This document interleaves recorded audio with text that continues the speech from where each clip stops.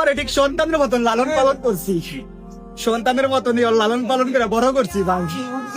আজকে যখন এই টাকা পয়সা নিয়া বাড়িতে ফিরে যাবো, গোহাল ঘরের দিক তাকামু, দেখবো গোহাল আর গরু নাই। বাসায় জহরে যাইতাম, তখন এই আমার গরু হাম্বা বয়ে কিল্লি গেছে আমারটা ডাক দিত ভাই, আর ডাক করে ওরে দেখতে যাইতাম গা।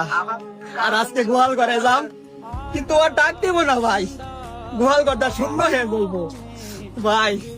আল্লাহ তো গরিব করে বাড়াইছে, কিন্তু মনের মধ্যে এত মায়া কিল্লিগা দিয়ে বাড়াইছে, একটা গরুর লিগা কিল্লিগা তো মায়া হইব ভাই।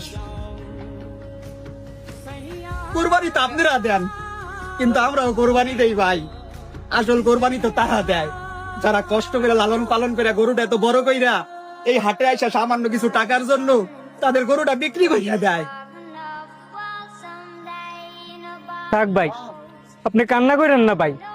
আপনি যে গরুটা আমাদের কাছে বিক্রি করছেন, এই গরুটা আল্লাহর রাস্তায় কোরবানি হইতেছে ভাই। আপনি আমাদের জন্য দোয়া করবেন, জানি আল্লাহ আমাদের কোরবানিটা কবুল করে নেয়।